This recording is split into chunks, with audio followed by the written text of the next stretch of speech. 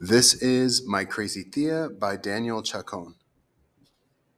Tia came from Fresno to visit us for Christmas, and one morning, as I was having hot chocolate and pan dulce in my grandmother's kitchen, she was sitting across the table from me. I was reading a book on the Kindle app of my phone, and I could feel her looking at me. Everyone else was still asleep.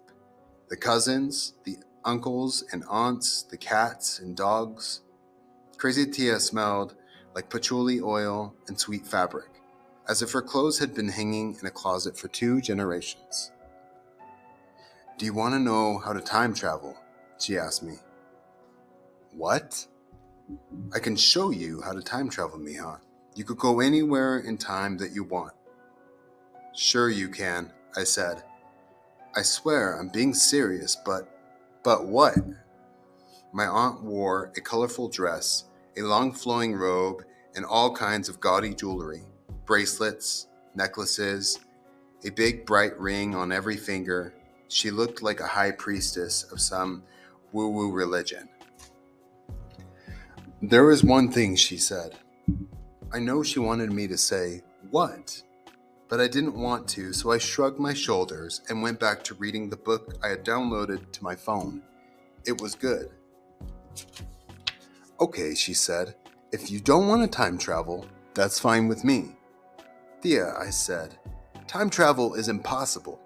Science proves it." "Okay, Miss Intellectual, tell me why it's impossible." I was only 16 at the time and just remembered in science class our teacher telling us that it's impossible according to the laws of physics, but I didn't want to remember why. "It just is," I said. "It's a scientific fact." "¿Qué scientific facts? I can do it any place in time that I want, and I can show you how." "Mija, haven't you ever wanted to visit the past to see how things used to be? Or jump into the future to see how you're doing?" "Okay, fine," I said, like I was indulging her craziness, but really, I wanted it to be true. I wanted to go into the past. I wanted to see what my mother was like. She was 22 when she died. "Let's do it," I said, not trying to sound too much like I believed her. "Teach me how to time travel then."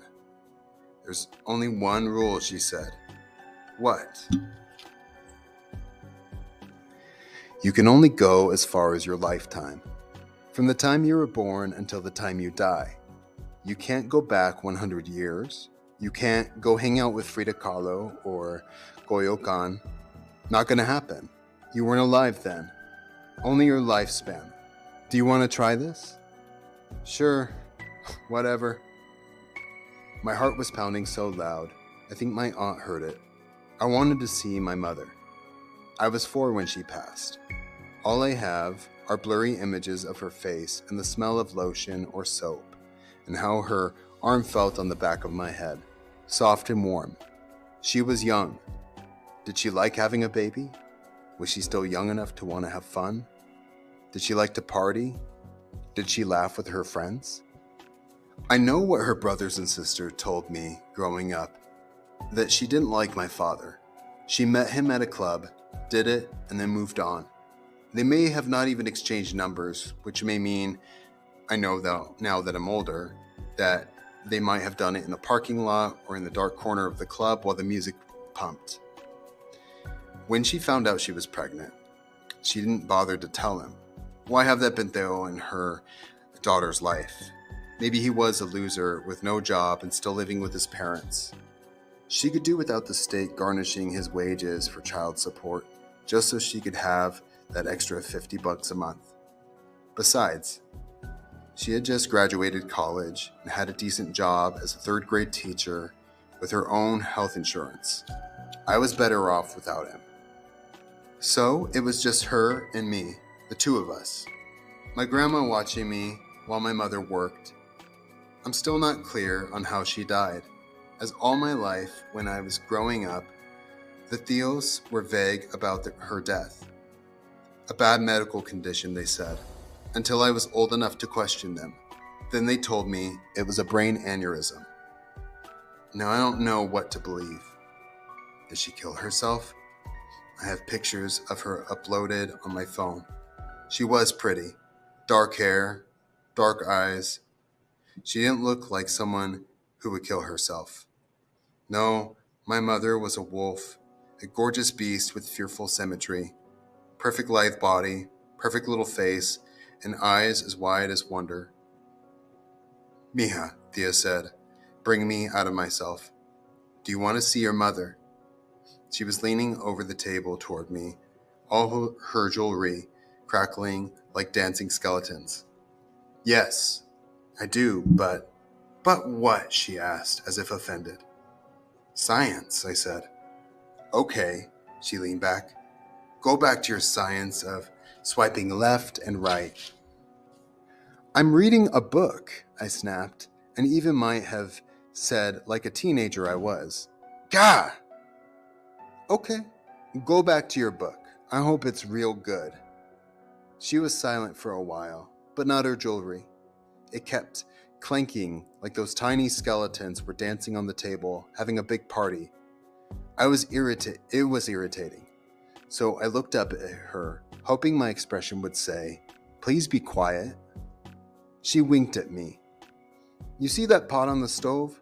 La olla? Yeah, I said. It was a huge pot Grandma used for Christmas tamales. Grandma's kitchen was so colorful and smelled like corn and limon verde. It always seemed magical, right out of a Betsy Valdez painting. Bright clay pots, sunflower paintings, portraits of dead forebears. Do you see la olla on the stove, mija? Yeah, I see it. What about it? Ay, mija, she said, sitting back in her chair and shaking her head. You have such an attitude. Your mother, my baby sister, she was like that when she was a teenager. I wanted to slap her so many times. I see the pot, I said, kind of irritated. Okay, you see that pot? In a very short time, it's gonna fall. How? And it'll fall and the tamales will fly out like fish out of water, and some of your abuela's plates and cups will fall with it, and it's going to make a lot of noise. The glass will shatter and shards will fly all over the place. Okay, I said, like she's getting even crazier. Now here's what you do. The moment the glass and la olla hit the floor, as the glass is shattering, you want to dive into it. Into what? Into the shattering. What? Okay, scientist. You must know that whenever there's an accident, it creates a burst of energy. Tiny, pero tiny pieces of matter move all around, all crazy. As she said this, she moved her fists around like planets around the sun, and her bracelets clanked. When you combine that with other forces and energy fields like sound waves, that's a lot of energy. What? I have no idea what you're talking about.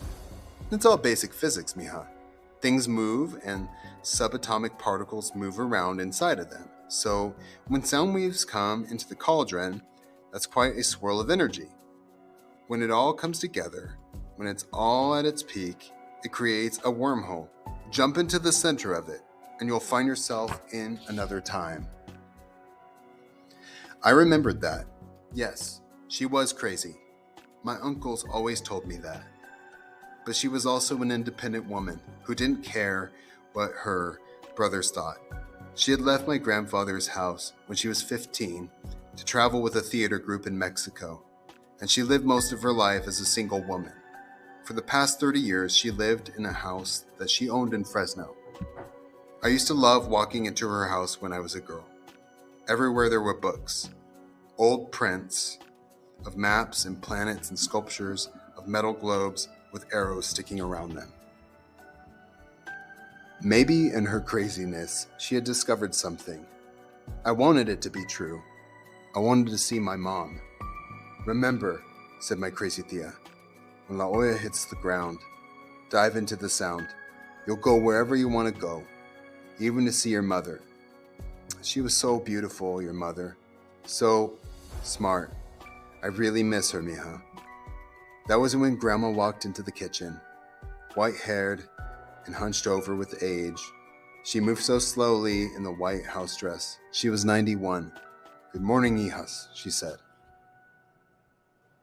She picked up some dirty dishes from the counter, plates and a cup on top, and she walked to the sink, put the pot on the stove, nudged her elbow, and the dishes slid from her grip. It all fell and shattered and clattered on the tile floor. The noise filled the room. My grandmother let out a scream. I turned around to say something to my tia, but she was gone. "Ay," Grandma uttered. Tia wasn't anywhere in the kitchen, but then the door swung open, and my tia came in as if she hadn't been with us all along. She saw the mess on the floor and said, "Don't worry, Mama. I'll get it. You sit down."